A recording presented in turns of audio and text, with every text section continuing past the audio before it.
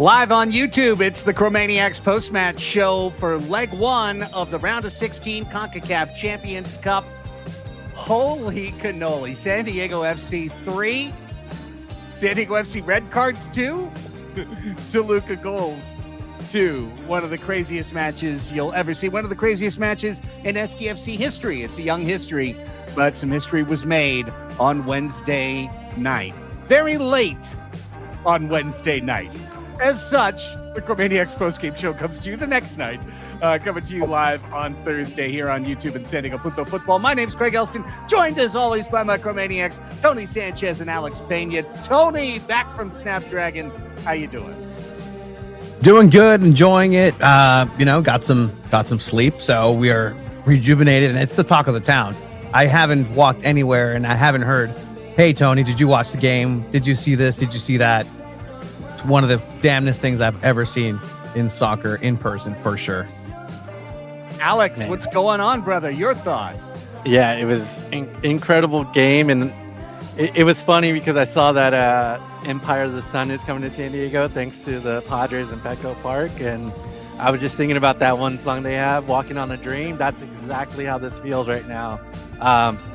It's just been a dream start to 2026, and this was like the cherry on top. You're not kidding. I don't think that it was a tiny percentage of SDFC's population that thought, we can win this game. I think there were SDFC fans who thought we could win this opening leg. But if I wrote up on the whiteboard, you're losing Varts into a red card in the 12th minute, the penalty kick is converted, you're down 1-0, you're down a man to Toluca, what will the final score of this match be? The number of people who wrote down San Diego 3, Toluca 2 would probably be 2 or 3 people in the world. And like Mikey might have been one of them, and he might not have been one of them, to tell you the honest truth. That this is insanity. This is why a couple weeks ago, when you guys were saying, "Oh, well, it's Kansas City, we're going to take care of business," and I was like, hang on, you can't talk about soccer that way. Soccer's crazy. Little things happen. You can play great for 40 minutes and have 5 seconds of breakdown, and it just eliminates the previous 40 minutes work and turns it into ash. And I would say absolutely in the 38th minute that happened to Toluca at Snapdragon Stadium on Wednesday night. And then all of a sudden, the start of a second half that nobody could ever believe. And then the holy, we might actually do this? Could we? Might we? And then another red card, and one that truly dramatically affects the tie. But we'll talk about that later. And yet, 11-9 against the number one team in North and Central America and the Caribbeans. San Diego FC prevails 3-2. Tony, as you said it, you were there, you saw it with your own eyes, and you still can't believe it. I mean, it was incredible what was happening. My prediction, and I thought I was being generous to San Diego FC, Chiva, and Abraham, and with good reason, right? We're talking about Toluca is the strongest team. They are the standard in Latin America. They are the standard Liga MX, back-to-back champions. They have all their focus on this one game. They have stated their intent. They're going and trying to win a Concacaf Champions, and that was going to be, because been there, done that for Liga MX. And then you have a San Diego FC who, again, they're the newcomers. They're the new kids on the block. And it really presented for me to be like, you know what? There's always a kind of puncher's chance. And I said 2-2. And I was like, yeah, maybe. Like, I felt good about that 2-2. I'm like, okay, they might show something, right? Like, they might show some offense, some defense, depending on how it goes down. Duran Ferri getting another start. You get the switch also with Vasquez. And so, no Godoy, a strong team that, can control the midfield. Everything kind of pointed in the book says, go with Toluca. Everything that the book said go with Toluca. Toluca is going to win this tie, going to win this match. And I think that for me as a soccer purist, just this team, San Diego FC, defies the book every time. And they keep doing it every single time. Nowhere in the book does it say that you're supposed to get a red card and then come back and be the dominant team and still be the one pressing on offense. Nowhere in the book does it say you get to tie and have any right to give a goal up, let alone not give another goal up throughout the match up until, eventually when it does come via penalty. By the way, Duran-Free has never been scored on in open play as in his career with San Diego FC. Let's just note that. But it was incredible. And even around the press box, like people were just looking like, what is going on? Can they do this? Halftime, we don't know where this can go. This can go either way. And then it was answered immediately out the gate. And, just kudos to San Diego FC. Kudos to San Diego FC, Mikey Varas.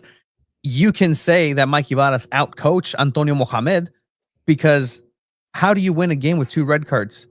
How does that result in your favor? I mean, Alex, what do you think? They stuck to what they believed in, and ultimately that prevailed. Because, like you said, the book doesn't say you're supposed to be high pressing with 10 men on the pitch. You just, you're playing for at least a tie. You're playing just to limit the damage, or just hopefully it's just a 1-0 game, and Toluca, you're trying to take it back to Toluca and win over there 2-0. But yeah, it's just incredible to see that the tactics just don't change no matter what the situation. They're still going to be pressing on it and going for that goal. And I think I said it in our chat yesterday. I think Toluca was playing a little too cute. They didn't watch that match against Pumas, that first one. After Pumas gave up that goal, they started doing the same thing. I was actually talking to Monica when we were on the couch, and I was telling her, like, they're just passing back.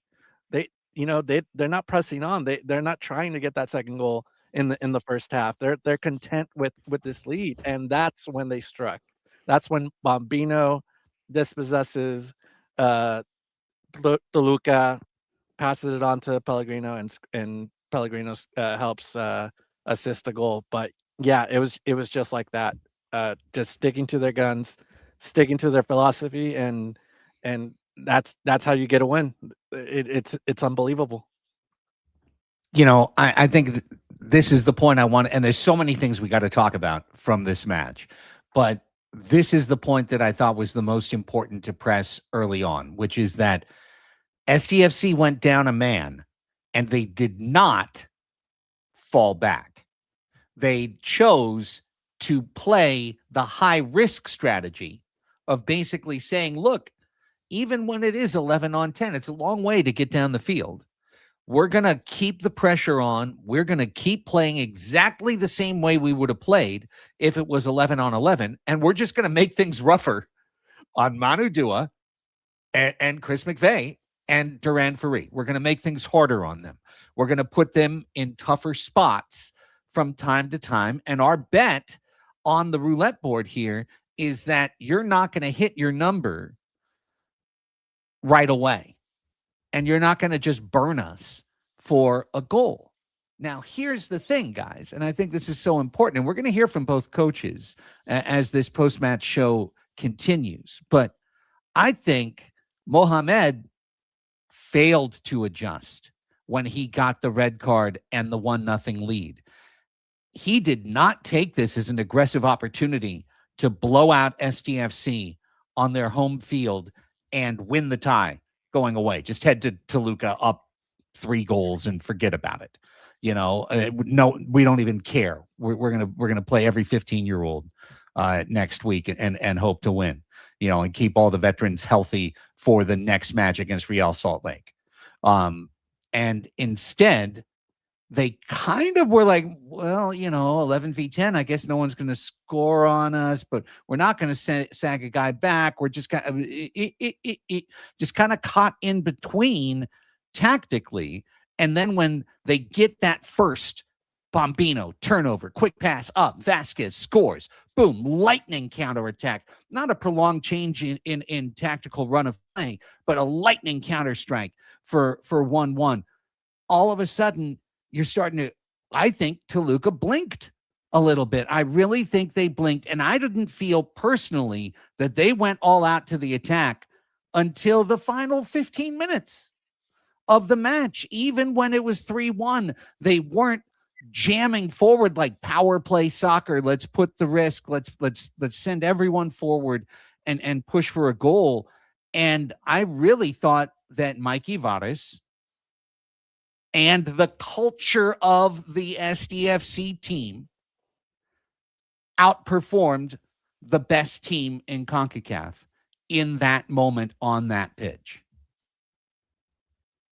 Yeah, that's true. You know, if you want to be the best, you got to beat the best. That's what they say, and that's exactly what SDFC did, down two men on the pitch, and that's just the craziest thing to me. Why didn't, especially when that second red happened, why didn't Mohammed just keep pressing on? And instead, they were doing a lot of outside the box shots that didn't really do anything. They were wide. They were way off the mark, and they had complete advantage to try to do something, and they didn't do it. So, you know, good on Mikey Varas for out coaching Antonio Mohammed, and you know, we're up a goal heading to Toluca, which is I didn't think was going to be possible, but man, this team really does allow you to believe that anything can happen this year. It's unbelievable. I mean, part of the reason also Toluca stopped attacking so much, and you know, maybe a potential, certainly something to circle. Marcel Ruiz, one of their best players, goes down with that injury. Not good news for Toluca. Worse news for the Selección Mexicana, as he's you know, touted to be one of those players that's going to be representing Mexico in the next World Cup. That's now up in the air. But I do kind of just as that palate cleanser, let's get it out of the way. A very clear star of the game, a you know, made for TV, made for the big moment situation that CONCACAF sometimes realizes is that it's a ref show at times, and what these guys did, I mean, yeah, just hats off, right? Stars of the game. Ways. Both ways, but in a lot of ways against San Diego FC, and you can see Mikey Varas was just boiling over on the sideline. In the first half, there was a quick restart where it shouldn't have happened in that way, and San Diego FC almost conceded, bites the head off of the fourth official and the sideline official. And you know, throughout this game, you see the reactions of some of the players, and they themselves, I mean, for Dreyer to kind of go into those dark arts too of, hey, I'm gonna get shoved. Well, I'm gonna get shoved like, you know, I'm in he went flying a couple of times. And so, you know, they really took it to Toluca, and I think that's the part. And we'll hear Antonio Mohammed give his reasons, his context, not excuses, of why this game turned the way it did. But red cards, yeah, they're red cards. Like, you can't really argue. You know, sure, Imbarson could have done better in that situation. Still a red card, and I think those 2 points are just moot in all of this because of the result. And it's so incredible that we're not talking about a tie. When it was 1-1, I was like, okay, well, I think they might have a chance here to keep that 1-1. They can hold on for the entire match.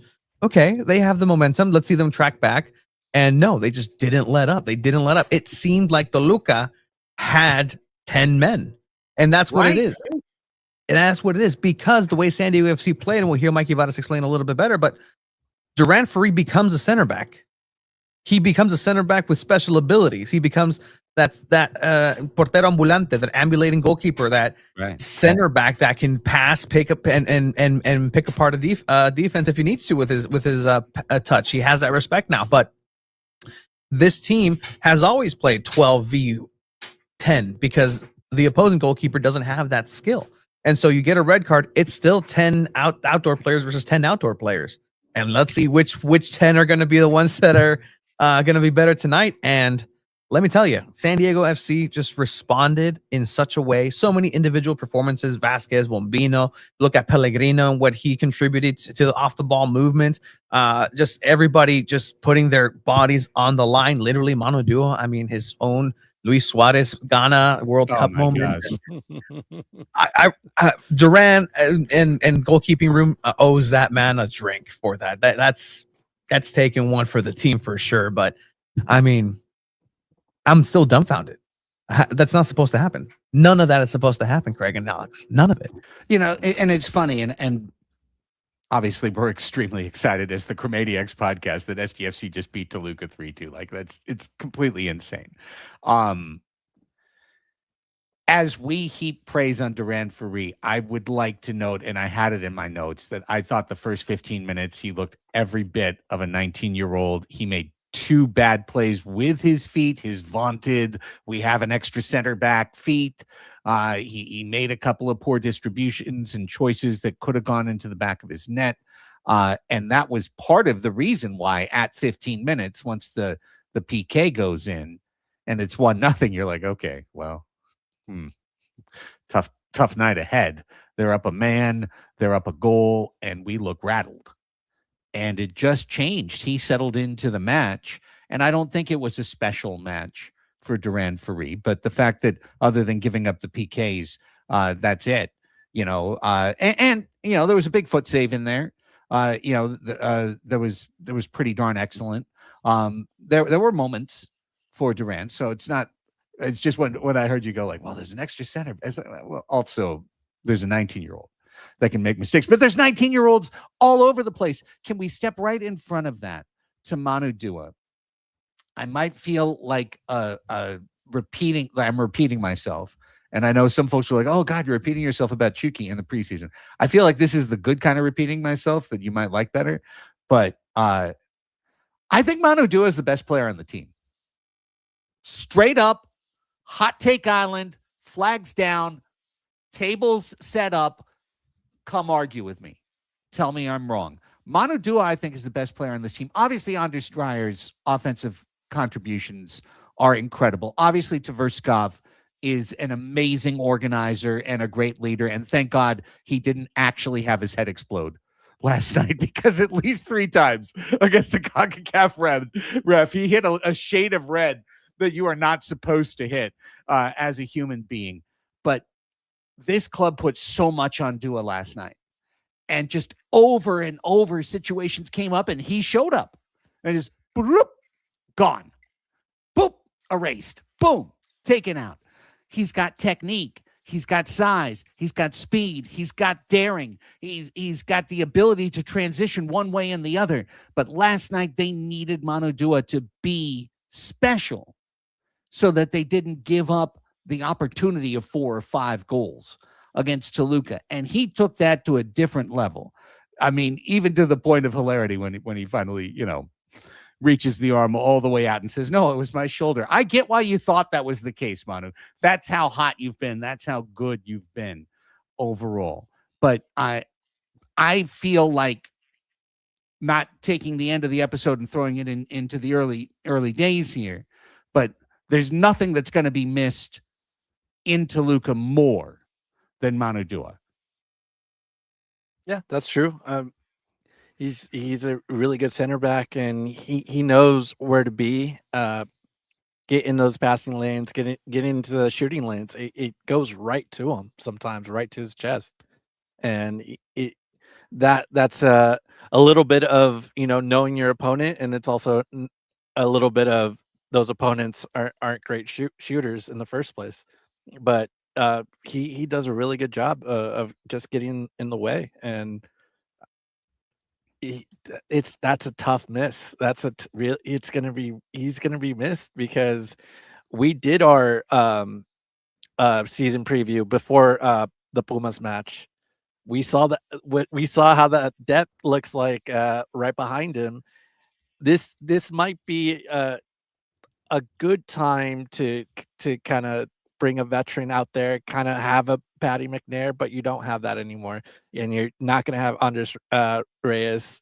You're going to have to throw even more, you know, youth out there, which is going to be crazy. It's going to be Pilcher or Kieran Sargent or Oswald Sue, any of those three might have to go.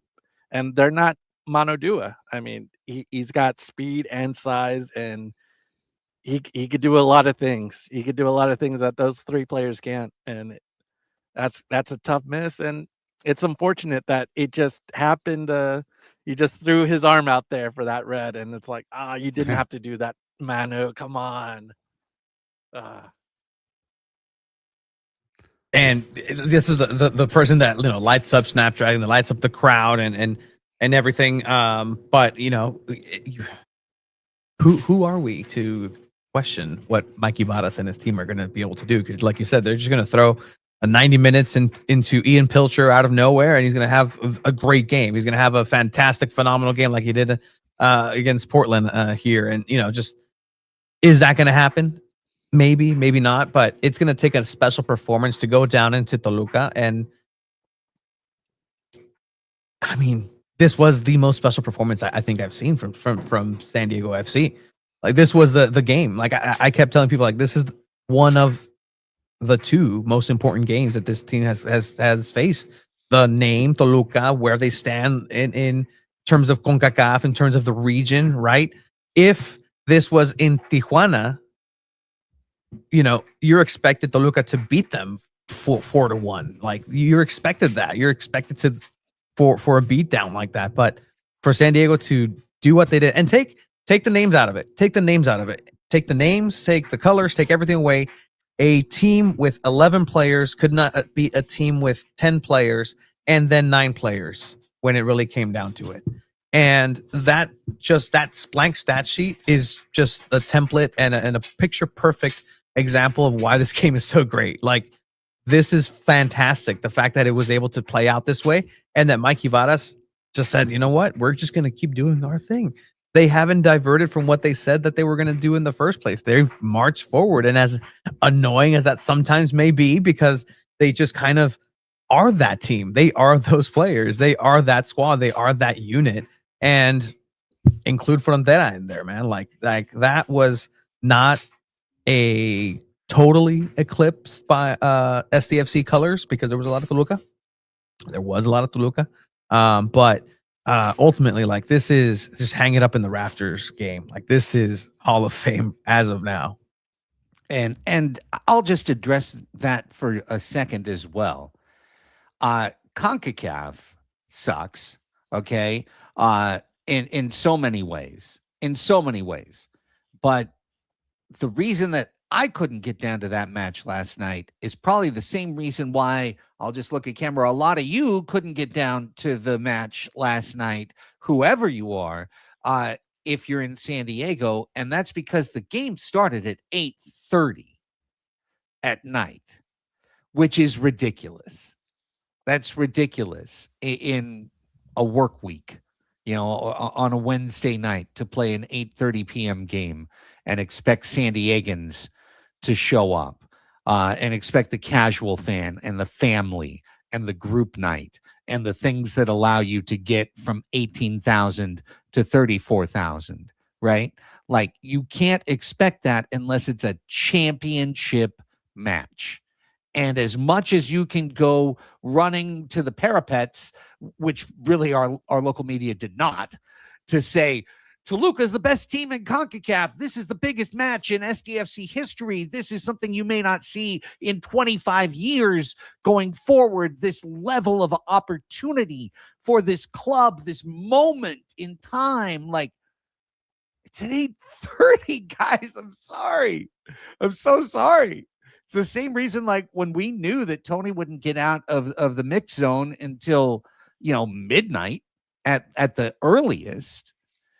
We said, why would we do the show for everyone who's asleep? Let's do the show when everyone's awake the next day and when we can all take care of business. So I do not blame San Diego fans for that crowd last night. I blame CONCACAF, period. And yeah, the game was epic. If you didn't show up, it's on you, 100%. Okay, you prefer the late start. You're under 30. Hi, welcome. Identifying factor. I'm sorry. It's ridiculous in terms of well, I just sound like an old man ranting. Let me tell you, the match before, the CONCACAF match before this, was LA Galaxy Mount Pleasant, which got the 6:30 start time that SDFC Toluca could have gotten. Big miss CONCACAF, big miss Fox Sports.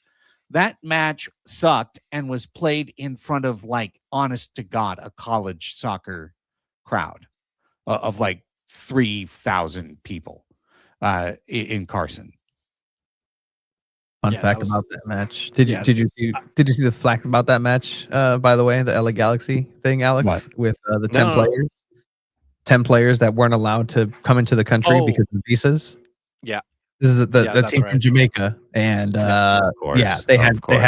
they just put stuff together, and well, there's that. Anyway, sorry, go for it, Alex. No, that's the problem right there. You have one channel and multiple games going on, and they want to, carry them both. And we get the short end of the stick and get the 8:30 slot, which makes no sense. Just put it on a different channel. If Fox is gonna, if Fox is hosting these matches, just put us on another Fox X whatever channel. And because I honestly didn't see the first 4 minutes of the match because we're closing out the LA Galaxy match, and even coming back in halftime, like it kind of felt like they came back and are like, and we're back, and there was the second David Vasquez goal. That is exactly right. FS2 treats the CONCACAF tournament horribly. they treat it like, I think, literally like an AI programming thing. It's just like, okay, this comes in and it comes out. But let us not get diverted from the primary discussion. Okay. And for everyone who had some really great comments there, as we just discussed that in the live thread, understand it's not really a complaint. I was defending San Diego fans. That's what I'm saying, is like, just understand why, as Tony said, there was a lot of Toluca red. There was always going to be a lot of Toluca red, but that there were empty seats instead of Chroma Azul in some areas. Did Frontera come out? Of course they did. And of course they rocked it. And of course they killed it, because they do every single game. That's what they do. And that's what they're going to keep doing every single game. So continuing onward and highlighting people who are really important to highlight. There's so many that it's kind of a funny draft on who you pick. But I wanted to note this because it's something we've talked about on previous shows. For this match, Oscar Verhoeven started at right back, and Luca Bombino went back to the left side of the formation. And doggone it, if he wasn't one of the top 4 impact players in this match, and especially early on, and especially with some of the dynamic moves that allowed them 10v11 to get from 0-1 to 2-1. I thought Bombino was spectacular on the left side. Yeah, he's back to his natural position, and this was like the most optimal thing they can do. Put Bombino and give them like the best starting 11 they possibly can, with Bombino on the left.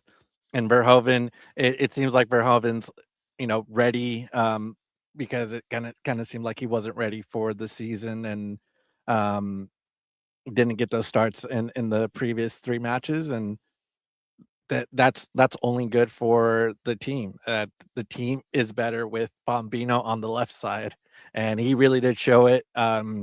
He was, again, he's an all-around good player that not only can he play defense and be a great defensive fullback, but can also move the ball forward. And we saw a lot of that. We even saw him get a pass through to Oscar Verhoeven that, Verhoeven's not a striker. He's not a forward player. He couldn't get that one in, but it would have been great to see from one fullback to another. But it's great to see that he's back on the left side, and we got to see a little bit more of that, because when it comes time to facing better teams, I think we're kind of getting away with it right now when we're playing St. Louis and Montreal and Kansas City. But the tougher competition, you're going to need Bombino on the left. I mean, that's just such a great player, such a great young kid with a great attitude. The best way I liken him to like a Peter Parker type. Like he's just like, hey guys, and he's very respectful, very forward. And when it's business. And when he has to turn in the pictures of Spider-Man to the Daily Bugle, it's like, here you go. And no, of course, I'll do what I need to do. And but he's a dog at the end of the day. Like he is developing into such a utility player on the left hand side that Pellegrino, he is just almost accenting the work that Bombino's been doing behind him. And you can see with the hard work rate that he's able to get back and track back, you don't ever have to worry about that left hand side.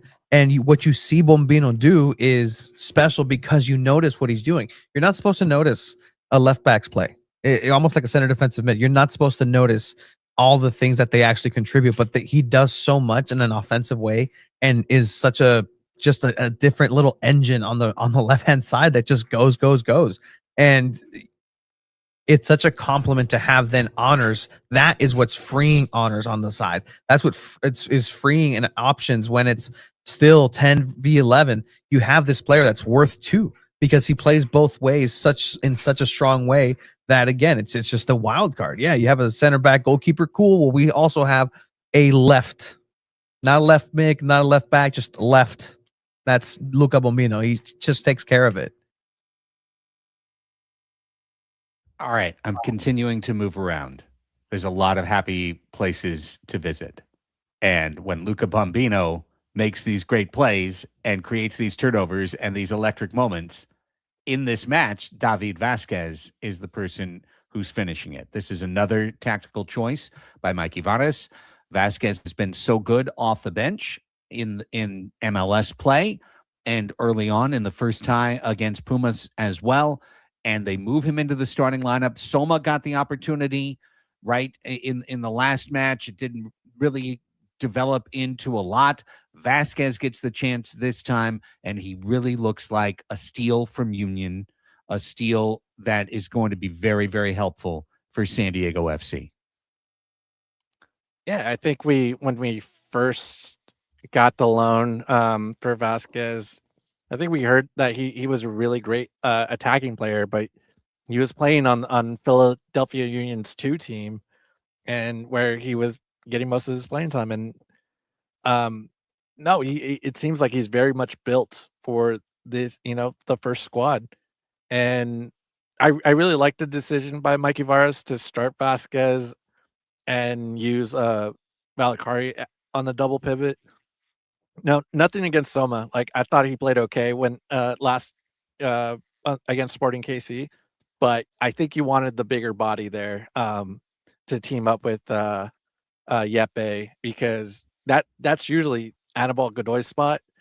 And I just think right now in Pedro Soma's development, he just would have been like tossed around in the midfield, and that allows David Vasquez to start, and it was a great decision. He gets 2 goals, first brace in his career, and he's doing this against Liga MX teams, and it kind of feels like he has a little chip on his shoulder when he's playing against those teams. And I'm also Mexican American. I know the feeling of like you're trying to be like, hey, I can play with you guys, I can play against you guys.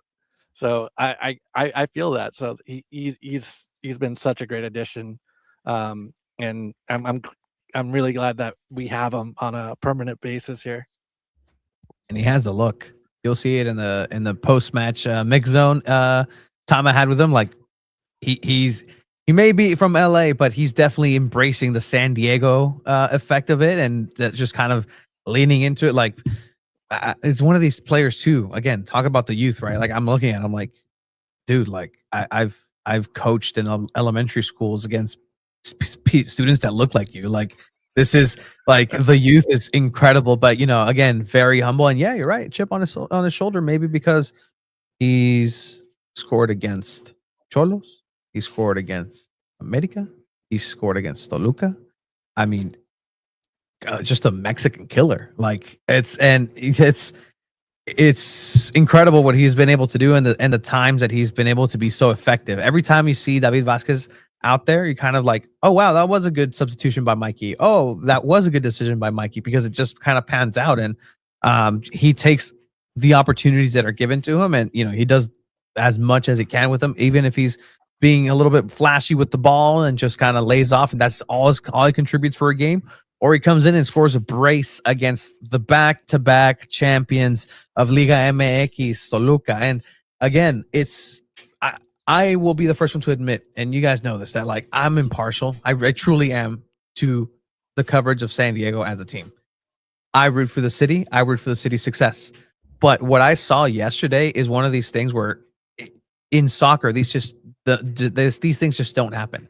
And they're just undeniable at this point. It's incredible what yesterday just encapsulated. And I'll be the last one to be like, oh, pues estoy de besaculo ahorita, que tampoco, MLS, San Diego FC is the greatest. No, it is what it is. But yesterday's performance, you can't write that in Europe, in any Champions League, in anywhere else in the world. These things don't happen.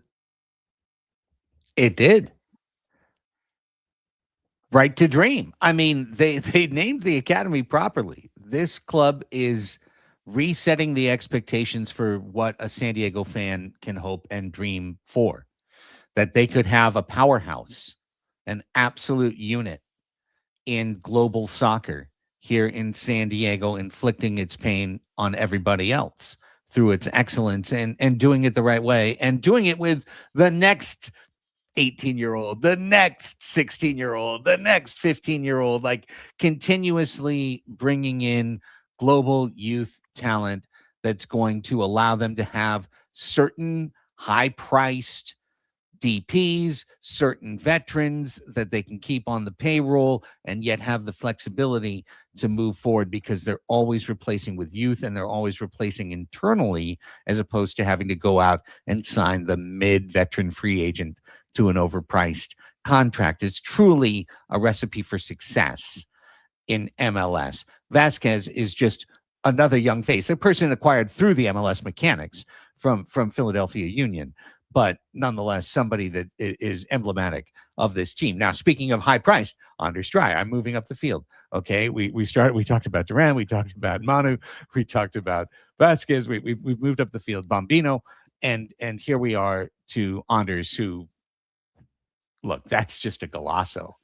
And I really feel, as somebody who, as you guys know, before there was a club here, my first experience with MLS supporting was 3252 and LAFC. And it was that year for Vela. It was the Supporters Shield season. And that's the feel you get. Is just like, this guy's going to come up with some crazy play, some amazing goal. He's just going to work so hard in the offensive third, and he's going to be effective with what he does. He's going to be smart. He's going to be precise. Sometimes it's a pass. Sometimes it's a shot. Sometimes it's a dribble and a hold. Sometimes it's a dive. Didn't work that one time, but you're going to figure out what's in your tool bag to work through the moment offensively for San Diego. Dreyer is so incredible, and he's been able to do it as the primary leader up there in the attacking group. I think we got to make it a point to talk about Dreyer more and how incredible he is. We can't just overlook what an incredible athlete he is, and just he's starting to get that feel for that outside the box shot, just like he did against Sporting on Saturday. It's just like, getting, when a starting pitcher has a good feel for the curveball, he's just like sailing that in. Like, it looks so beautiful. But it's so amazing that he's our designated player. He's the best player, Craig. I mean, he's hey, listen, the best all player right. on the team. I understand what you're saying, but the goal scorers get all the accolades for what they do in the offensive third. And I think the defenders, what they do in the defensive third, is just as important so many times. And when someone's as spectacular and noticeable in that role, the role that everyone ignores in soccer, the defensive dirty work role, that's why I have a thing for defenders. In my job in MASL, I voted for a goalkeeper for player of the year, knowing that the goal scorer and points leader is going to get it, but still saying, take a look at what this guy did. That's the difference maker. And I just think Duah is a difference maker. There's lots of teams that have great offensive players now, but Dreyer, top one, top two. There's Messi. Messi's a person who exists in this league. Top two, top three, top four. Like, Dreyer's one of those guys. And shout out to my TV viewers. On this night, Dreyer was one of those guys, too. Anders Dreyer, the entire match. No correction. I don't know if you heard that one, Tony, but yeah, the guy on FS2 just kept calling him Dreyer. Dreyer. Yeah. Well, for us Spanish, tu DN, because I had it in my ear, it's always Duran Ferre, Andres Dreyer. So he's an Andres. So hey, I mean, at this point, the way that he's being embraced by San Diego might as well be Andres. Might as well be Andres. Yeah. At this point. Palatero. But I mean, this goal is just incredible. Like the way that he just first time controls it with the bottom of his foot and just decides, I'm just gonna place it where I have no right to put it. A left-footed player in that angle at that velocity, controlling the ball in that manner, shouldn't be able to just coolly and calmly float it over. I think that's the beauty of that goal, because he's coming in with speed. He has to stop on a dime. When he stops the ball, that's an extra step. He's deciding to step on the ball, put it forward, and just take a shot and see what happens. And he knew that had 90% chance of going in, just because of the positioning that he's been noticing the goalkeeper's been taking throughout the match as well, and a little bit of just feeling himself and a little bit of football magic, and that's just a master at work. That's just a master at his craft. That I told you guys, like, he can get it can get better. Like, these are the things that maybe the numbers will be whatever they are, but if he just does magic, just straight magic like that, I think it's better for the team overall, and it's just a joy to watch in person. Like, it's humbling to be able to see players like that be here in person. Again, there's no notes. Like, no quiero estar a lame huevos otra vez, pero aquí estoy. Like, and you can really make an argument that run of play and situationally, this match was 2-2. And then Anders Dreyer is a +1 on the scoreboard. Like, well, but this team had Dreyer, and that means one extra goal for that team, because he has that, as you said, magical moment, which is something that no one else on the field is going to create on this night. Maybe Marcel Ruiz would have done so if he had been there and been full speed. Maybe he would have helped create something else for Toluca.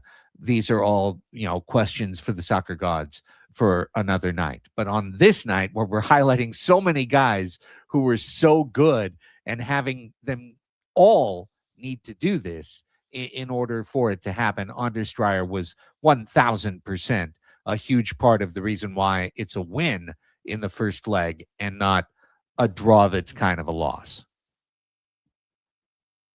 Man, and yeah, he is that difference maker. It just we're going up a goal in Toluca, and he's the biggest part of it. And it's good to see like he put a lot of like everything out there, and all the way up to the last minute where Mikey Varas had to take him out. And he knows his role. I mean, he knows that he's not a selfish player. He does it all. There's not you could say all the good things about this guy. He does the right things all the time. Like, hey, you're paying a premium ticket. That's why you're paying a premium ticket. Straight up. Like, you want to see the best do it. There you go. Like, that's what you're paying when you're parking in Snapdragon Stadium and you're paying your $50 or whatever it is that you're paying, feel good about that.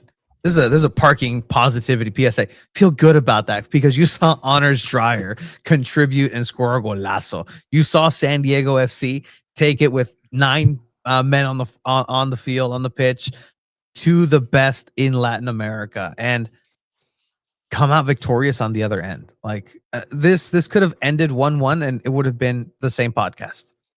This could have ended 2-1. It would have probably been the same podcast. Anything outside of that, I think, is the podcast that we probably thought in our heart of hearts was probably going to happen. Of like, hey, 1-0 against the back-to-back champions isn't bad. You could still go over there, score 1, it's even away, and just kind of start doing your calculations that way. But this just sets the narrative on its head. And there's still 90 minutes left for sure. Like there's still 90 minutes in Toluca that have to be won. They can't just be defended. They have to go ahead and get an attack. But San Diego FC already won. They've won Concacaf Champions Cup with this performance. They've taken it. And I say that because nobody's going to take this performance away. Nobody can take this performance away, and that's going to live forever in everybody's hearts. And from here on, is ganancia, and you have a real chance because if you win, guess what? You're one of the favorites. Yeah, well, no, that's true. And for the real ones and for the Chromaniacs and for the San Diego FC fans, what you said is absolutely true. For the casual fan that tunes into Fox 5 in the morning or something, like if they won the Champions Cup, people would be like, cool, what's that? We're still growing in San Diego, but it's incredible to see where this city is and where this team is and how it gives us this opportunity to dream on moving to the round of 8 in the CONCACAF Champions Cup. But to do that, you're going to have to go to Toluca next week, understanding that you go to Dallas first. And the next question I want to ask the two of you, because we don't have another show between here and there, is how willing are you to punt 3 points in Dallas and save legs for Toluca? Well, I don't think they have that much of a choice here. The good and the bad is they can't take Invartsen and Duah, so it's a given that they're going to play and they're going to start, the majority of this match against Dallas, and then, where you go from there. You could bring in, Vasquez and start. Maybe this is the day that Zamblé starts, right? For Pellegrino, and you could change it up a little bit in the midfield, but I think even if they still do that, they still have a good chance to get a point in Dallas. They're not going to be, they're not the toughest opponent, and it's basically the same team as last year's. So, and which San Diego FC did get 6 points out of them last year. They beat them twice. So I don't think there's going to be much of a drop off if you do try to put in some of the younger guys and save some legs against Dallas. Yeah, I mean, you do have, like they're saying in the comments, Duah and Invartsen, they are not suspended for MLS play. Right. So they play. Do you play Farid? Are we going to just? Sure, he's a kid, right? So you just play him over and over and over. Are we saving Pablo for next Wednesday in Toluca? Is that the diabolical master plan? Would that blow up in their face if he doesn't have a great game in La Bombonera, which is not exactly an easy place to go have a great game? I think right now I'm team. I just want to say I'm team Farid right now, and I love Pablo Cisniega and he's my keeper. But sorry, It's free until they change it. I'd play him against Dallas, and I'd play him in La Bombonera. Yeah, like free. He's the starter now. I mean, you gave the kid a ton of confidence in starting him against Toluca. I mean, that's like name your young prospect in the Padres and be like, you had a couple great starts against the Rockies, against the Marlins. We're gonna give you the ball against the Dodgers. How about that?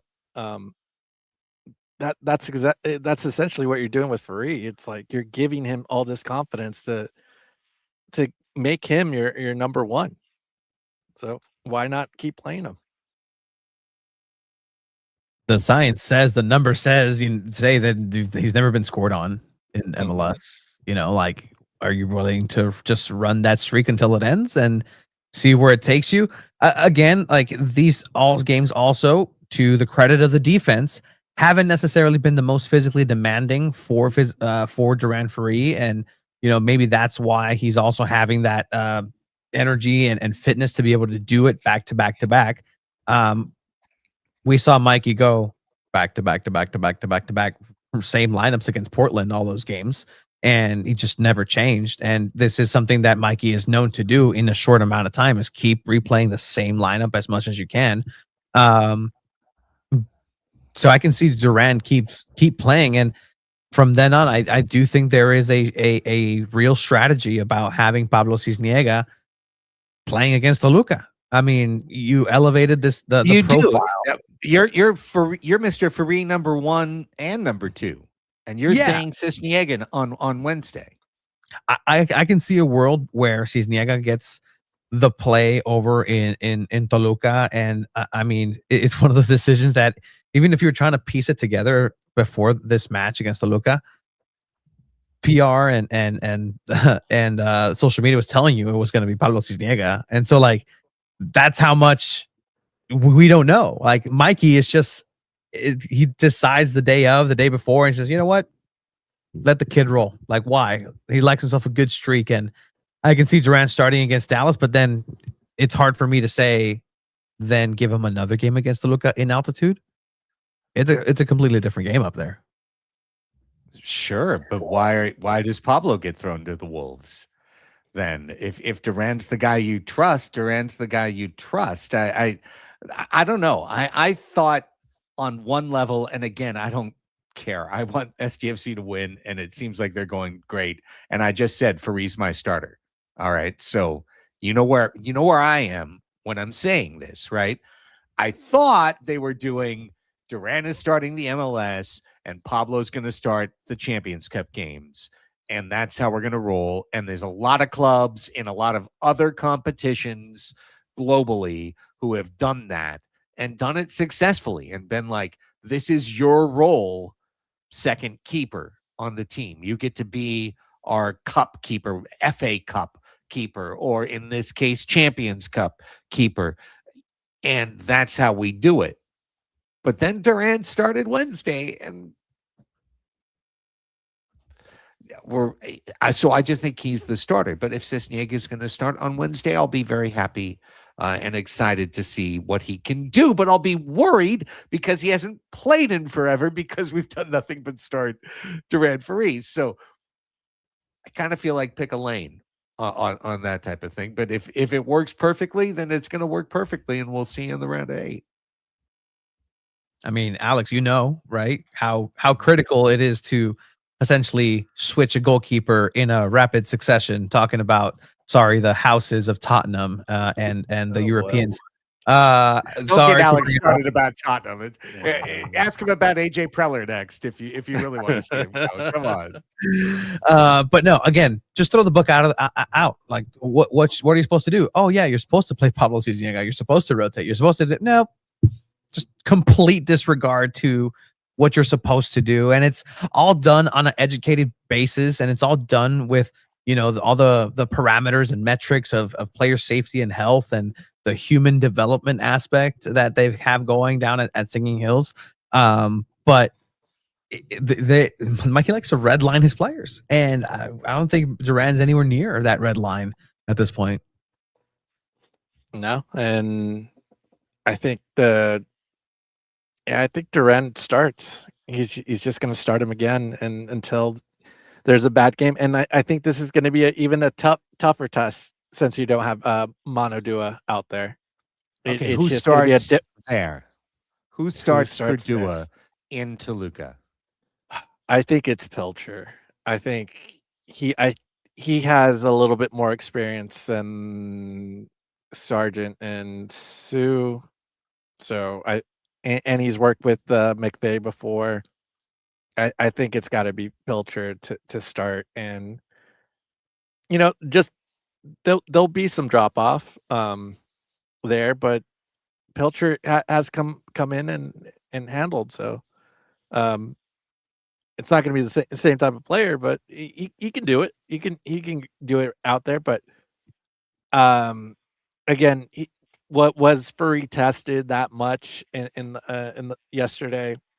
Not really. I mean, lots of shots were way offline, and I think putting them with a different back line, it's going to be a new test for him. And why not do it?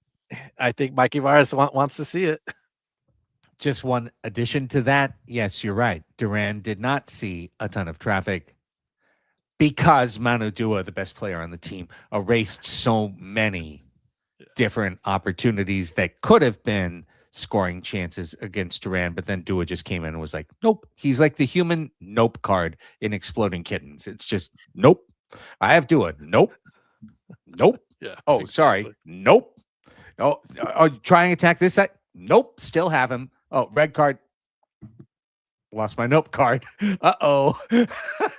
Now you get to play your cards. That's that is what I feel about the second half of this. Is it Sue? Is it Pilcher? Is it some who else could it be, Tony?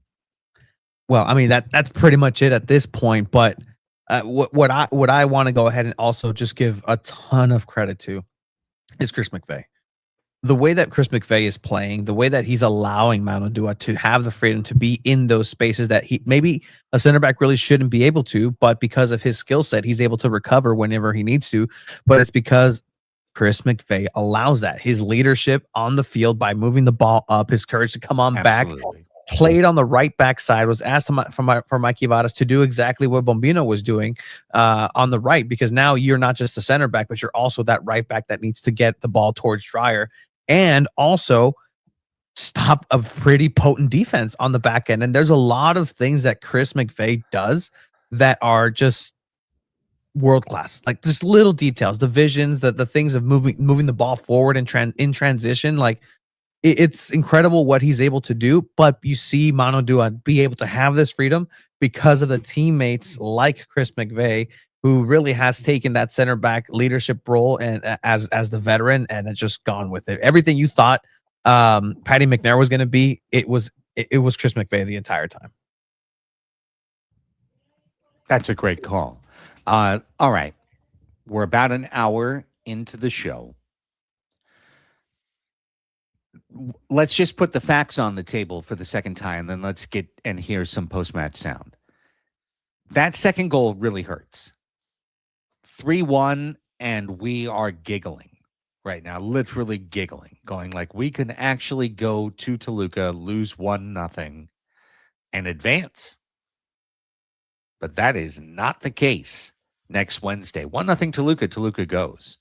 In fact, we have to get to 3-4 to get to the spot where SDFC loses and advances. They can do it on a 4-3 loss at La Bombonera. And if that happens, I promise you we're doing the post-match show at 1 a.m. or whatever. Or we're starting it the minute after the final horn and we're just waiting for Tony to show up, 80 minutes later or whatever. And everyone has a good time the entire time in between.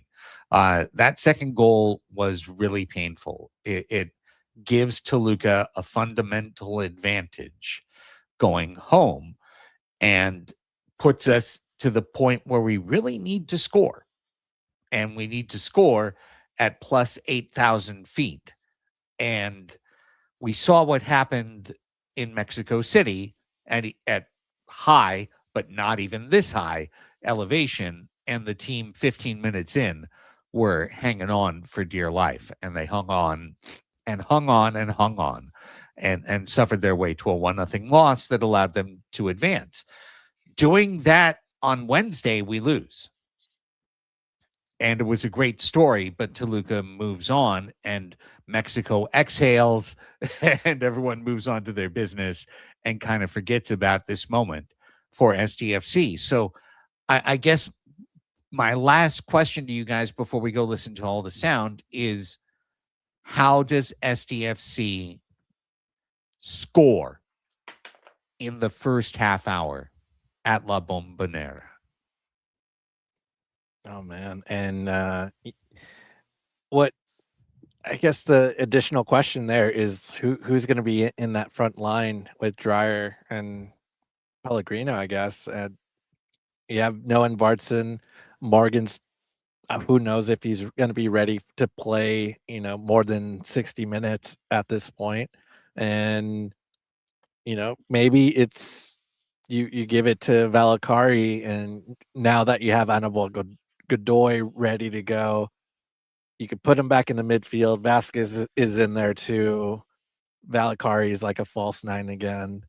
But yeah, it's going to be tough, and you really have to win this match outright. Like it's got to be like a 1-0 win, or keep, if they could try to make it 0-0. That'd be a shock to me if it ends up no one scores in this match. But you got to win outright. You got to. I think it's got to be like a 2-1 win for SanDiego.FC. But yeah, you're going to have to score multiple goals on this team, and it's going to be tough. I think more involvement from Vasquez is going to be needed. More, someone like that. But that's why I bring up Valakari. I think he might have to play that 9. So we'll see. We'll see how Mikey Varas is going to play FC Dallas and give some of these guys some time off for that added trip out to Mexico, because they're going to need all their strength. Whoever they put at striker, whoever they put out there to attack, the key to this matchup for SanDiego.FC should be to slow things down, do the veteran move, and do what takes the least amount of energy. Set pieces. You found out that, hey, Toluca is supposed to be this macizo team, this clean cut, just chiseled team that's, undefeated in Liga MX. By the way, SanDiego.FC being the first time that Toluca lose this season. 10 other Liga MX teams couldn't do this. No team has scored 3 goals on Toluca. So again, just kind of stockpiling those numbers of how impressive this victory actually was. But I think if you can kind of take it down and go back and do some Minnesota United type tactics of, hey, we're going to look for different looks and different set pieces that offer chances for Chris McVey, that offer chances for Yepes Verskov to flick it back and have chaos be created. And then boom, you get a goal early on in that. And you got to take it to La Bombonera in a way. That's how you go ahead and do that. Like it's a fortress down there for sure. But if there's one way, it's just to kind of play boring, tactical, slow, methodical, reserve your energy because you're in altitude, slugfest, and be ready to defend. Like that's the biggest thing. Be ready to defend and be ready to be on the counterattack and take those opportunities. Up in Pumas, there was 2 counterattacks, but Pellegrino hit the woodwork twice. So, in a match where Cisniega stopped 6 goals from going in, that game could have ended 6-2 in favor of Pumas. It had not been for Cisniega. But there are opportunities there to be had in altitude, and I think SanDiego.FC needs to go ahead and take those and just be ready to just give it their all, because that's what's going to be required for this match against Toluca. All right. For that missing spot up top, I would say that the conservative play is exactly what Alex said. Start Valakari, start him as the false 9. We saw it last year. Keep Pellegrino and Dreyer. The slightly crazier, gamblier play would be to start Morgan and try and rev things up. And you're really looking at those first 30 minutes or the first half, and you're figuring, I have to sub out Morgan. I know I have to sub out Morgan, but I'm going to use him at the start and try and use that to get an advantage. And the crazy play is Zamble plays a half at Dallas and scores and just shows up into the lineup in Toluca. And it's like, okay, why not? Let's give her a rip. That's my complete rainbow of from what I think will happen to a thing that you could do to the craziest thing that could happen, because I wouldn't be surprised if Zamble got some better run on Saturday as a result of just trying to save some legs. Yeah, I wouldn't be shocked by that. And another thing to kind of, think about, this Toluca team causes like the most fouls in Liga MX. They don't get a lot of yellows out of it, but they do get fouls. And you got to remember that Luca Bombino got a yellow last night. He's going to try to play a little bit more cautious because he knows if he gets a second yellow, he's not going to be playing in the next round if there's a next round. So I feel like they're going to be toying with that kid all night because they know that he wants to be cautious and not cause any trouble. And, Toluca's going to give them all the trouble. That's just what they do. They want to be a bully, and they're going to try to bully these kids. So it's going to be. We saw how chippy it got last night. It's probably going to be a lot more physical on next week. And in terms of refereeing, I mean, you can hope all you want, but the reality is it's CONCACAF. Like they're just gonna that has to be taken out of the equation for San Diego FC. And I think that's why they were successful this last game, because they took that out of the equation. They said, this may not be going our way, and it's already putting us in a negative, kind of mentality. And they understood the assignment. That's why, again, you kind of see Anders Dreyer also take to ground and kind of, you're not gonna touch me. You touch me, I got to go down. You get a yellow card. It's part of the colmillo, that experience. And that's why also that's a high IQ move by Anders Dreyer to be able to understand that, you're not in Europe anymore. You're in Concacaf. You have to play by these rules, right? And that's just historically what it is. And for San Diego FC, it's truly a opportunity, man, to just do what Mikey said and be one of the biggest teams in this side of the hemisphere. Like it's incredible how fast this can happen. They're still being dismissed by Mexican media of like, oh, of course Toluca is no question gonna turn this around at La Bombonera. Like that's where Mexico is at with their coverage. This was more of a Toluca loss than a San Diego FC win. But if you watch that game, like who really had 10 men, who really had 9 people out there, like it's incredible. Yeah, there's a lot of just expectations for Toluca to take care of business, and that is a week away. It's going to be super, super, super exciting to see which way this flies. Let's listen to what Mikey Varas had to say after this thrilling win. I assume he's going to first praise the furniture and every single person that helped set up the drinks and everybody in between, but also what else did he have to say?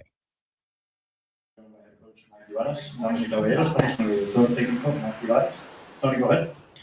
Mikey, congratulations on an important victory. The catalyst of change in the first half was obviously that red card to Marcus. From then on, could you talk to me and walk me through the game tactically on what was the plan from then on, and then on the other side, the intangibles of this matchup that ended up being an incredible game altogether?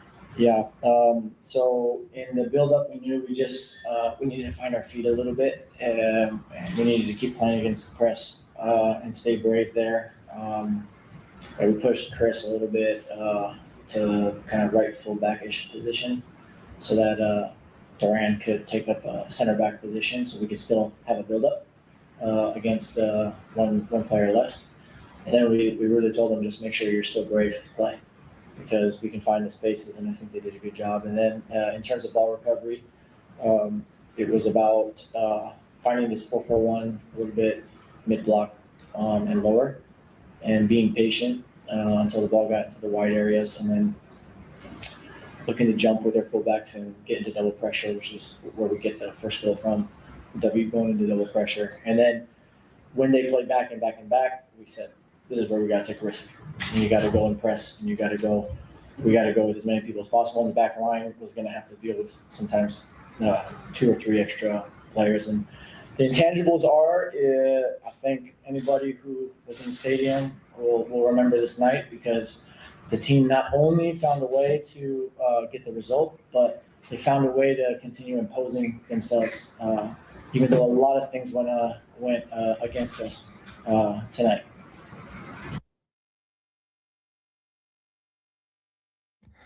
Great stuff from Mikey Varas, saying a whole lot right there, and something that we said earlier in the show. I mean, he said it too, that he had to take that risk and know that at the back end there were going to be problems as a result of it. Just, mathematically it had to happen, but that's the risk you have to take to get the opportunities that this club is brave enough to take. And a lot of clubs are not. A lot of clubs are not. A lot of clubs would have immediately said, we're going to sit back.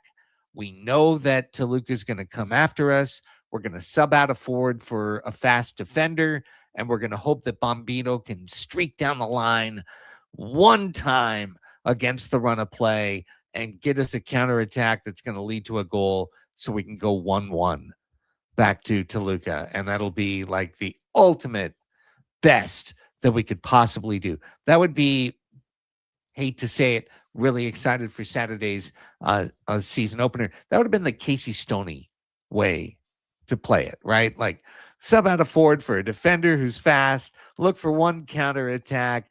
We're going to have to suffer and just fight for the 1-1. And SanDiego FC goes up 3-1 by keeping pressure, playing against pressure, putting Fari and Duah under pressure, and solving the equation against Toluca.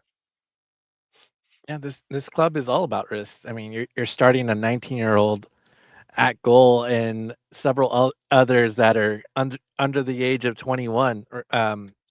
Yeah, sorry, Tony. Duran Fari cannot buy Mana Duah a drink just yet.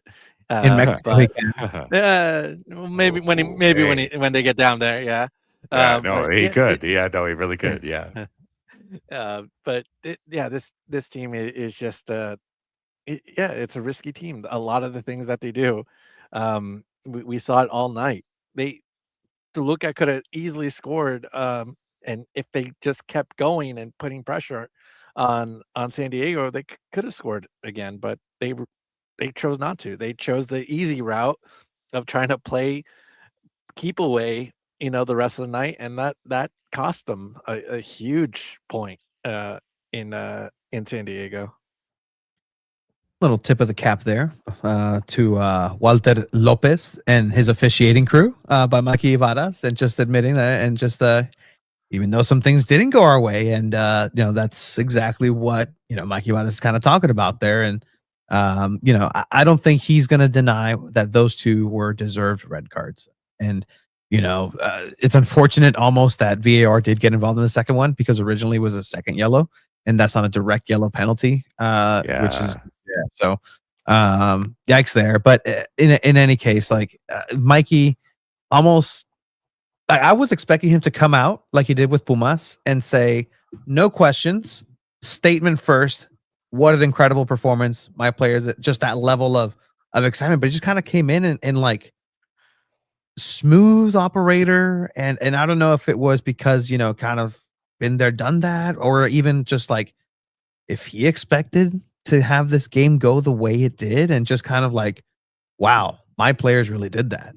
Like, we really just did that. And either way, just kudos to his coaching, and I think this is where you can definitely see the system at play, but then the pieces have to be put together by Mikey Varas. The system of Right to Dream was going to go ahead and play this way anyways, but the ingredients, the chef, the one that was putting things together was Mikey Varas, and that they gave you that performance that will go down in history from here on out. All right, Tony, you're the conductor on this part of our train. So who's up next? Antonio Mohammed, the head coach for Toluca. So there are subtitles here for our viewers, but I'll go ahead and after he answers about what went wrong with Toluca and maybe some context / excuse making. We'll hear it. Del partido, ¿qué le pudo faltar al Toluca para haber tenido un mejor resultado? Buenas noches. Creo que la expulsión del primer tiempo en el primer gol nos perjudicó porque nosotros teníamos un plan de partido y estábamos muy bien, y a partir de la expulsión el equipo se relajó un poco y el rival hizo un gran partido. Creo que gana justamente esta parte de la serie, así que a nosotros es una enseñanza. Hemos tenido este tipo de experiencias y bueno, jugamos el peor partido de la temporada. So just kind of right off the gate right there, he's giving props to San Diego FC. He gave props to San Diego FC, a deserved victory, saying that San Diego FC deserved to win this half of the fixture. We'll see what happens then. We played our worst game of the season, and it's kind of what we were rewarded with, unfortunately. Pero quedan 90 minutos y tenemos que jugar en casa, con la velocidad de nuestro pasto. Nunca nos adaptamos al nuevo balón y al pasto, así que no es una excusa. Pero bueno, ya tenemos nuestra localidad ahora y tenemos que hacernos fuertes ante un rival que nos superó hoy. So then he's kind of mentioning, hey, we weren't used to the ball. This is their first time they're playing in Concacaf Champions, and maybe they just didn't like the molten ball. Maybe they just weren't a fan of the way that it was constructed. Also mentioning the grass of Snapdragon Stadium and how well, next time we're going to go ahead and come over into Toluca in our grass. And I'll play it here. It's actually in the beginning. It's on the full press conference. You check it out, SanDiego.Futbol. Mohammed comes in and just kind of begins adjusting things, examining the ball. He says, this ball is terrible. Horrible. Horrible este balón. Like, this ball is terrible. So, you know, that's where the head coach of Toluca is at. It's the ball's fault and the pitch's fault and everybody else's fault, but not us. We had the tactics to win this game. Oh man, yeah, it's a lot of excuses, and they could have just put the right foot forward and try to win, and they didn't want to do that. It's just weird, and yeah, they haven't played in Champions Cup in 2 seasons. Last time was 2024. You know, that's no excuse. Thinking when you're up 1-0, Alex, thinking when you're up 1-0 up a man that you're just going to roll them by just being you is the arrogance of inaction right there. We don't have to make an adjustment. We don't have to switch to a more offensive tactical posture now when we're 11v10 because we're just going to score anyways. We were going to score 11v11. We're just going to score. So we're not going to change anything. Meanwhile, San Diego's like, we're going to push up Chris. We're going to force Duran into the center. We're going to push Chris to the right. We're going to try and press up high. We're going to look for our opportunities and be brave. We're going to take the risk that we're going to give something up over the top. There was no adjustment from Mohammed. Oh, the ball is bad. The pitch, first time. They're going to lean on what they know they have, which is one of the best home field advantages in the Western Hemisphere. And they're going to hope that that is what carries them through the tie. And you know what? It might, but it's not going to be a walk in the park. And it's going to be a tough week in Toluca heading to next Wednesday. And that's because they did not make the right tactical adjustments in San Diego. That's 100% what it was. And before we get to some David Vasquez, Mohammed, admitted that the team relaxed after and essentially then kind of went on and saying, yeah, we weren't prepared for them to go down a man. So it's almost like saying, well, I drew up a game plan to beat 11 people. Never in my game plan did I have to beat 10 people, let alone 9. So give me a break. Like, this is what happened. Again, still giving praise to San Diego FC and the efforts that they did. But ultimately, it's the ball. That's the issue. 2 goals. David Vasquez, El Chamaco. Like, look at this kid. Love the hat. On the match today and your role in it, how did you see yourself in there, and eventually how did you were able to resolve some of those chances you had? Yeah, I mean, I just kind of felt pretty confident, especially with the opportunity that Mikey gave me. So I'm just kind of thankful for that, and obviously for the man above for this opportunity as well. But I think it was a tough battle, especially getting a red card early on. But I think the guys just kept pushing, and that also motivated me to go and try to score another one, and that's kind of what I did. But yeah, I was just kind of super excited with playing Toluca. It was obviously a team growing up. I used to watch them a lot, so that was also like a little chip on my shoulder to try to do good. I mean, talking about chip on your shoulder, you've scored against a couple of Mexican teams now. Is there something about the particular way that they play you, or just you find yourself in spaces like that? I feel like just the way I find myself in these games, I feel like it gets a little open in the midfield versus the Liga MX teams. And yeah, I feel like it's I wouldn't say it's easy for me, but I do get to adjust, and I kind of find the open pockets, and it just kind of makes me feel free once I get that first touch right. Confidence goes up for sure. So yeah, this kid, what a find, what an opportunity for San Diego to take advantage. David Vasquez steps into the midfield and is dynamite. And for everyone calling for another DP, for something else that has to juice the attack, they keep coming up with solutions that were right there inside the building, over the course of the last year. So super excited. Absolutely. The hat, I can't pull that off. He can. That's the difference. But outstanding stuff all the way around. Yeah, you gotta have the full on button up, the collar all the way button up. That's a great look. And yeah, this kid just keeps developing, keeps growing. This is what San Diego FC does really well, and they haven't really missed with anybody. Any of these young kids that come through. It's hard to say really who hasn't seen a positive out of their career by coming to San Diego FC, and it just seems like you could just make a tape with Fareed, Vasquez, Bombino. This is how you're going to recruit more players just like them to come up through the system. So it's great to see him having so much success early on, and I hope he continues it throughout the season. Speaking of just the reel, the tape on players, the reel that Arnaud Dreyer is going to have is going to be up there with players like Olivier Giroud, where it's just pretty goals. Like, if you just show the goals that Arnaud Dreyer has scored at San Diego FC to anybody, they're going to be like, oh, that's the greatest player that ever existed. Like, those are such great goals. Halfway goal, you got a goal here with a half volley, just 2 timing, just destroying people. Oh, yeah, he's just, where are his 2009 Linkin Park AMV soundtrack videos to just his highlights? Somebody should get on that, just the old school. But in any case, here's Arnaud Dreyer. How's it going? Honors, congratulations on the victory today. Could you take me through essentially what was potentially the most difficult challenge presented, the champions, but not only that, with the red card, and how the team was able to move forward?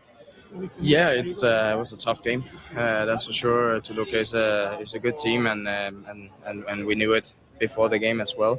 Of course, when you concede a red card after 12 minutes and a penalty, and it's 1-0, it's about being ready in your head and still know that there is a game 2. in a week. So that was what Jeppe he told us after the goal that hey guys, there's still a game too, and we have to maintain like in the games. So we did well today, but we know it's going to be tough in Toluca. And as yourself, you've played in different tournaments in Europe as well, in these types of settings. Now you're playing against the Mexican team, and we saw some chippiness in there and some intensity from you that we haven't seen before. Could you take me through this match and how intense these moments are in these matches? Oh, it's always special. It's nice, and that's how it should be. It's both teams, and both teams want to win. It should be like that every time, and it always is. So yeah, we work hard, and they work hard, and then it's about the small things in the end. And today was for me, I think it was an exciting game to watch from as a fan. We know, like I said before, in Tuluca it's going to be tough. Great stuff. Love the setup for you in the mix zone for Concacaf, Tony. It feels like a red carpet thing. And Anders Dreyer has just shown up. And he looks fabulous today in Versace, in this T-shirt. The other side of that. The other side of that is the Toluca players who are just bashfully, don't ask me anything, don't ask me anything, don't ask me. They have to send at least 5 players through that mix zone. So it's just don't ask me anything. Oh, and the Mexican media just crowds. Oh, blah, blah, blah, blah, blah. And then I wish I had it, but I'm gonna ask somebody to show it maybe for next time. But Lewis Morgan was kind of like, we were told by SDFC officials, they're like, hey guys, he speaks Spanish, so you can ask him in Spanish. And all the Mexican media just flocked. Hola, ¿qué tal? And excellent Spanish by Lewis Morgan, I have to say. But Alex. No, that's a really good note. I like that. I want to hear his Spanish next time when you have him on. 100%. All right, how about one more before we get out of here? We're almost at the 90-minute mark, but we got a great audience here on YouTube still rolling. What else do you got for us, big fella? I got Luca Bombino. Really come in and mature in that defensive position. What has been the key for you to be able to succeed regardless of what's been asked of you? Yeah, it's been a big goal of mine going into preseason and also the start of this year, just to keep building on the foundation that we set last year. I know there were a couple games where I had to play on the right last year, but for me, it's just being able to adapt and really push the standard now in this second year to show that I can make an impact if I'm playing on the left or on the right, just whatever the team needs. I'm trying to prove that I'm the guy to get the job done. And you've been able to play against a lot of competition, both in MLS and Liga MX now. What is the differences, just the nuance in playing teams from Mexico, a little bit more physical? What are those things that are different? Yeah, I said it a little bit earlier, but they definitely bring that physical edge that maybe we're not used to seeing every week. But yeah, besides that, they have great quality on the ball. Individual players are very good, and for us to adapt to that, it's really just to focus on our team structure, our team shape, and how we can use our relationships to beat the man-to-man press sometimes. I think tonight was a great example of that. Mike. Just another one of the young players who's both exciting and drawing interest from elsewhere. You hear about it from Duah, you hear about it with Bombino. There's reason for it. It's because they're young, they're exciting, they're showing the ability to stop top talent. And that's what you need from the back end. And that's one of those things that is so hard to find guys that you can count on, Alex. Yeah, that's true because, oh man, if Bombino wasn't there, who was starting at left back? And yeah, Sargent. Yeah. So he already was. And look, and Sargent has played well, but he's not Luca Bombino. I think he is like the difference maker that really pushed this team to a whole nother level to get a couple goals in this match. And it could have been a third goal if Oscar Verhoeven could have shot that one better. But man, he's such a great talent. Great. It seems like he's a great human being too, and I'm super excited to see what else he can do. I found it. Lewis Morgan, Spanish. Oh, jeez.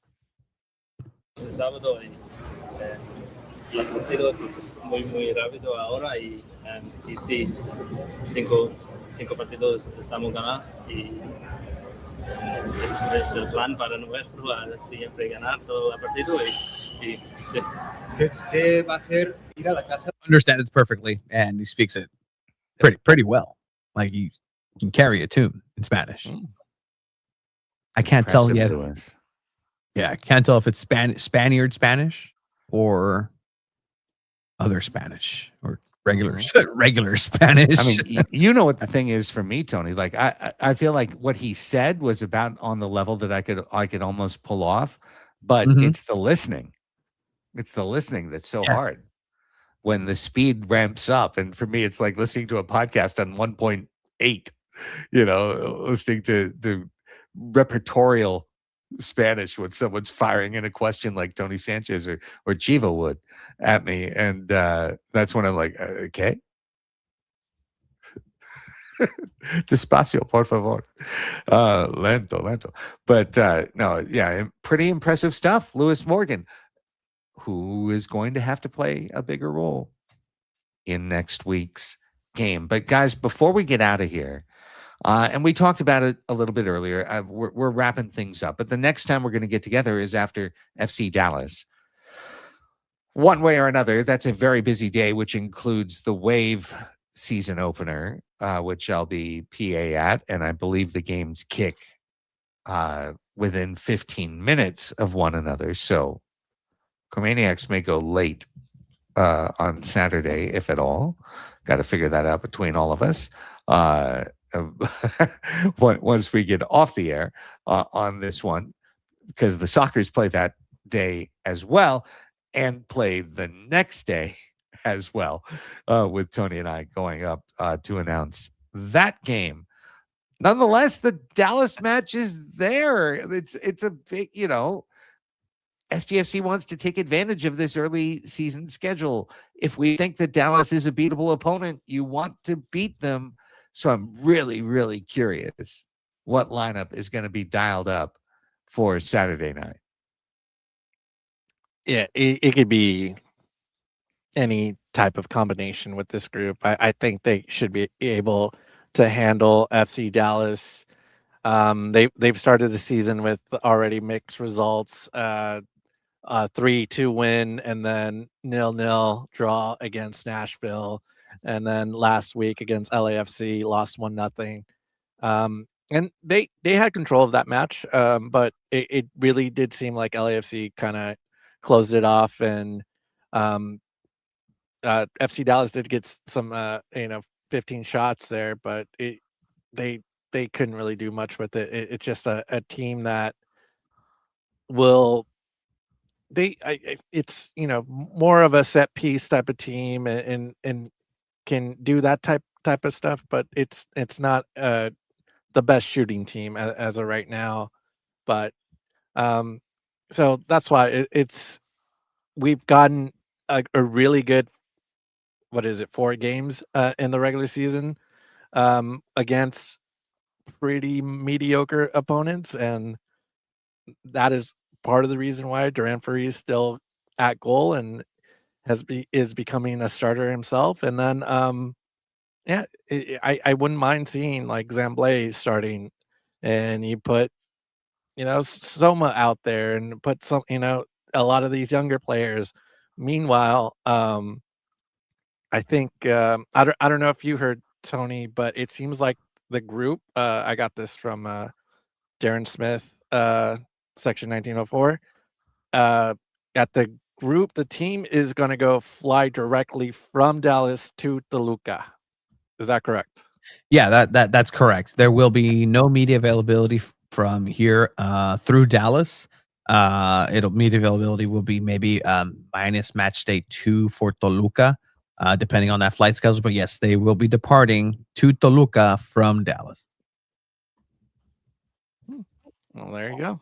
That's so, and I'm guessing that some players that aren't going to be used for the Dallas game are probably just going to go straight to Toluca, maybe. SanDiego. Yeah. Yeah, maybe. I mean, get them used to the thin air up there, maybe. But Oh, yeah, they should I send think him now. yeah, exactly. Like they Have should. CJ back up in Dallas, and then send CJ on a flight to San Diego as the rest of the team heads to Toluca. And CJ's waiting there. He's been running up the steps like Rocky at this. Always gets to the top and starts pumping his arms. Like he just does it the entire time. He's like, "I'm ready, boys. I was born ready." Yeah, and I think the sooner the better, right? When it comes to high elevation type cities, that you want to get acclimated and not have those heavy legs, difficulty breathing up there. You want to get out there as soon as possible. I mean, it's gonna be fun. That's the thing. It's been very intense in this sprint half season towards the World Cup break, and I think that's gonna kind of very much play into the way that San Diego FC is starting, because there's going to be a break in the summer because of the World Cup, and that's where you recharge your batteries and look elsewhere. But right now you start accumulating and being the best team in the Western Hemisphere, essentially. Well, it was one of the most special nights to date in San Diego FC history, and the only thing that could possibly top it would be to go to La Bombonera and emerge with the tie victorious and somehow get out of there and move on and face Galaxy, I believe, would be next in the bracket. And you'd feel like all of a sudden, like, whoa, hang on, we got through Pumas and Toluca, and now we got Galaxy and their legion of 16 fans, based on what I saw last night. Sorry, proud Galaxy fans. I know you've been there. I see the stars on the crest. I understand the championship heritage and Beckham and everyone else, but and Landon, of course, statue outside. Soccer's legend, Landon Donovan. That's who I'm talking about. Yes, of course. Yes. Nonetheless, I'm sorry. I was watching the match. That should have been the 8:30 match. This should have been the 6:30 match. Would have put an extra 7,000 San Diegans at least inside the building, if they could have known that they could get home in time to take their kids to school the next morning. Believe it or not. Sorry, but that's just the actual economics of the situation. But CONCACAF, gonna CONCACAF. Okay, that wraps it up for this post-match edition / weekly Chromaniacs show. We're going to figure out what we can do in terms of FC Dallas coverage on what will be a very, very busy soccer weekend. Shout out to all the great soccer teams here in town. Let's hope the Wave has a tremendous season starting Saturday, and let's hope the Sockers pull out the shield. In the MASL, they've got a really tough one. They're at Kansas City Saturday. Then both teams fly to San Diego Sunday to play Sunday at Oceanside's Front Wave Arena. Absolutely. Cray. Tony, the team's been rolling. What's going on with SanDiego.Futbol? Well, I mean, we broke 2,000 subscribers not too long ago on SanDiego.Futbol, so thank you for subscribing. If you hit the like button on this video, it turns into a soccer ball. I don't know what algorithmic thing is happening, but it turns into a soccer ball. Go ahead and try it out for sure. SanDiego.Futbol, you can get all the coverage. We're going to be at San Diego Wave. We're going to go ahead and do what we do and just talk San Diego FC and everything in between. Check it out, SanDiego.Futbol. Alex. Yeah, and there's plenty to talk about here. And for me, I'll probably have another recap preview for FC Dallas and put this episode on there. And you can catch it all on chromaticfc.com. And you can follow me on chromaticfcsd in Instagram. How about you, Craig? Well, yes, please, everyone, if you've enjoyed the show and you've been here and you haven't hit the like button yet, and you can please do that and see that cute soccer ball. Let's go ahead and do that as a small thank you to the show of over 90 minutes that's been rolling here. As you know, a man of many different spots within the San Diego Sportsverse. So I'll be on the PA on Saturday for San Diego Wave FC taking on Houston Dash. That's a 5:45 kick. National Women's Soccer League 5th season. The all-Brazilian front line Dudinha, Gabby Portillo, Ludmilla. Are they all going to be out there at once on the opening kick? Will some sub in? Where's Ascanio? Where's Barcenas? There's a lot of excitement. Who's playing defense? Who's goalkeeper? Are we sure it's Haracic? Could it be Luisa from Colombia? Are they going to? If it was Mikey Varas, I know who it would be.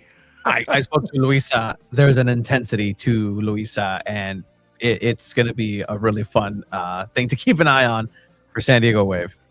So that's happening at Snapdragon Stadium on Saturday, while San Diego FC plays at FC Dallas in Frisco. And then, as we mentioned, the Sockers are playing back-to-back. Tony and I will have that live coverage on YouTube on MASL TV. That'll be Sunday at 4 p.m. And Padres Hot Tub is where we are talking about the San Diego Padres heading toward the start of the regular season. We did our Sad Sack Pessimism episode this week, which means next week is the Optimism episode, the one that Alex never listens to. He only listens to the Pessimism episode on repeat all season long. But we'll do the Optimism episode this week and talk about best case scenarios. And we do a lot more at patreon.com/Padres Hot Tub. You might want to check it out. We got a really, really cool entire thing going, from YouTube to all the shows that we do for patrons exclusively. And you can find that at patreon.com. Okay. That's it for the show. That's it for the plugs. That's it for it all. Have a great night, everybody. We'll chat to you over the weekend. And until then, for Tony and Alex, I'm Craig saying, Vamos, SDFC.